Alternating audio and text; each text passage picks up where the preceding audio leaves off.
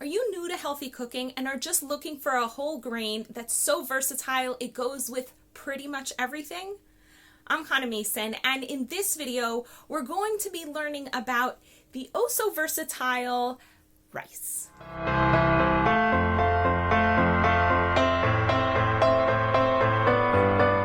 So this here happens to be my favorite kind of rice to make. This is a whole grain basmati rice. Basmati rice is the kind of rice that people eat in India. And there's a few different types of whole grain rice that are available in the marketplace. The three core ones that are all this color are whole grain round rice, which is also called short grain round rice. And that's the kind of rice that's used for making sushi.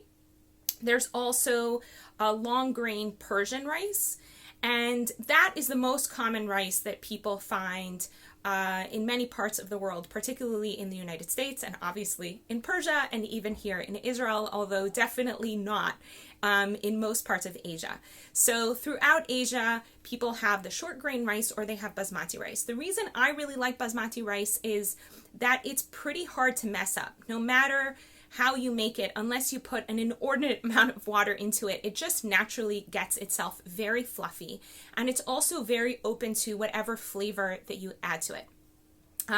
Now, rice has been a staple food throughout the world. We're talking all of the Americas, parts of Africa, and throughout Asia for centuries. And when you see a food that's been a staple part of people's diet, there's a really good chance that a culture developed to make something staple because it's good for you. It's not always the case, right? There are a lot of cultures that have wine or beer very central to their diet, but studies have shown that any amount of alcohol is detrimental to health. There's no concept of moderation when it comes to alcohol. So the case is not exactly that way with rice. Rice really is just good for you. Now, you might be wondering, why is it that peoples throughout the world have white rice, even though it's not a whole grain? And I'm going to give you two reasons for that. One reason is because when you remove the husk away from any grain, be it wheat to make white flour or rice to make white rice, it becomes a lot more shelf stable.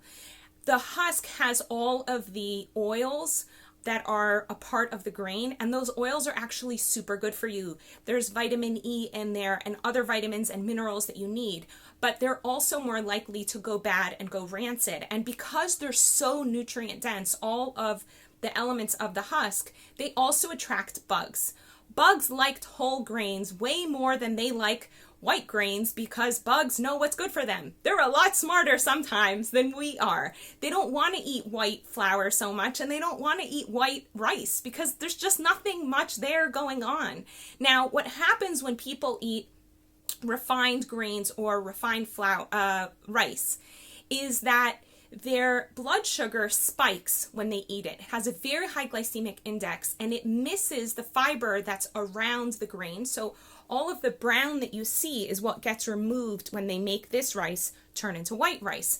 And that is what slows down the digestion and slows down the release of sugar. So you don't get this crazy blood sugar spike in your bloodstream, obviously, which can be particularly detrimental to people who already have blood sugar issues, either because something's wrong with their pancreas or because they already have an inflammatory disease such as heart disease or diabetes.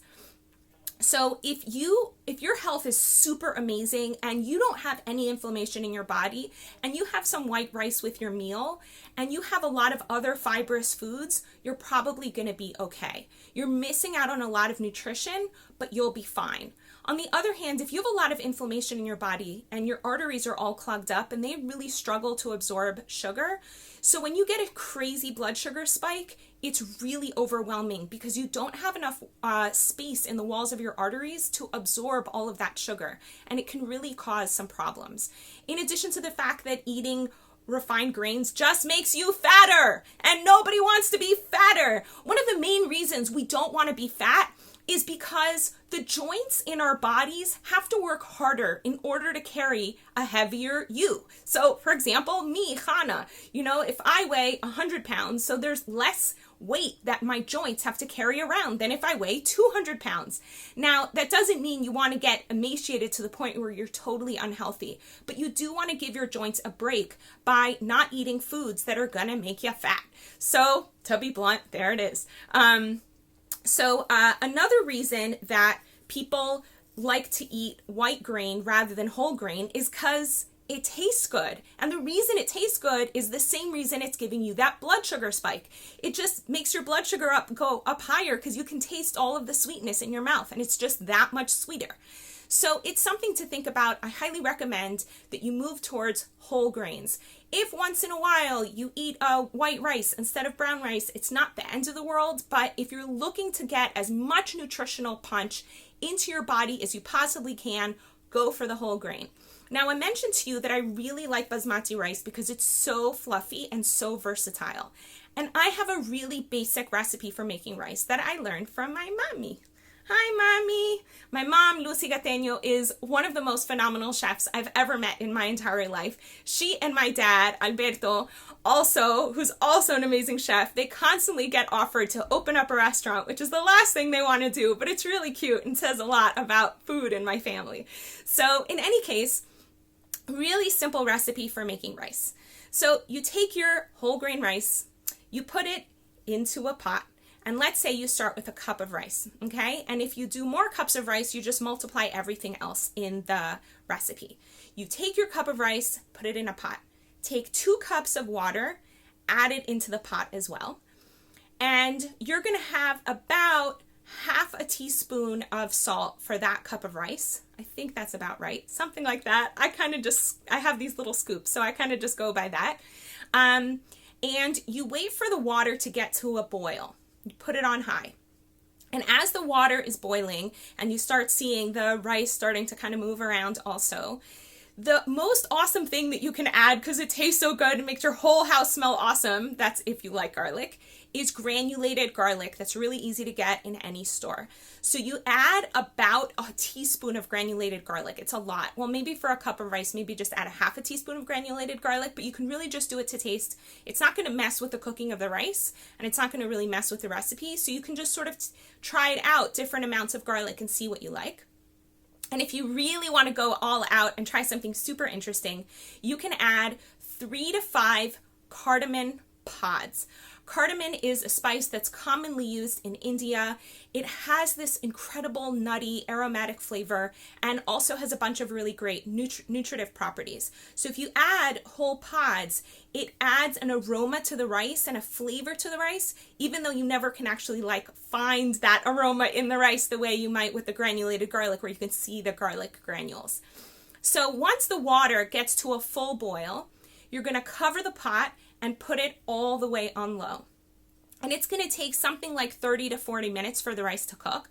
Just uncover it every once in a while and take a peek inside and see what's happening. And eventually you're going to see all the water's gone and the rice has become nice and fluffy on top. That rice you can use to eat with any of the whole grain bean dishes that I mentioned to you in my previous videos. Highly recommend you watch those as well.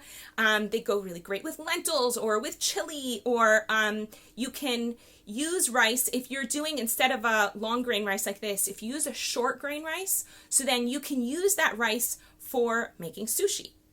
Or you can use that rice for putting in a salad. If you want to have a salad in the winter perhaps, or maybe you just want something a little bit more nourishing, but you still want to have lots of refreshing vegetables. So you can add a couple scoops of that thicker rice, and it just makes the salad a little bit nuttier and warmer and heats up the lettuce and the carrots and the cucumbers and whatever else you're throwing in there, and makes it a little bit more sustaining feeling. Now, if you're going to make short grain rice for sushi, instead of adding powdered garlic, add a little bit of a sweetener such as molasses or date honey or maple syrup. Don't add regular honey. Regular honey is something you always want to eat raw and not cook, because honey has incredible antibacterial properties, but all of those properties get killed in the cooking.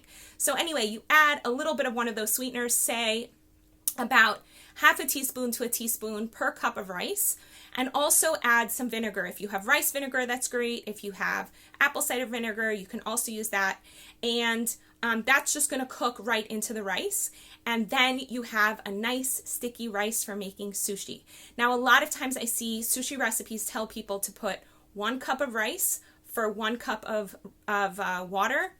Don't listen to them. Maybe if you have some sort of magical rice cooker, I don't know, but you need 2 cups of water always for a cup of rice. Whether it's whole grain or white, you need 2 cups of water. That's pretty much true for just about any grain that you make, unless you're cooking wheat berries or spelt berries or something like that, in which case you need 3 cups of water for every cup of grain. Hope these recipes have been useful, and I hope that you're including more whole foods into your diet and feeling the health benefits day after day.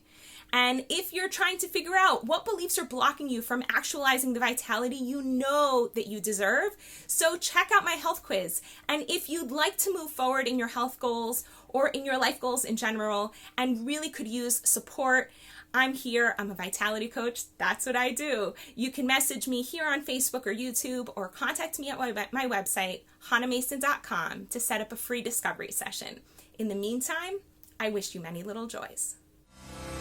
Want to find out what's blocking your vitality?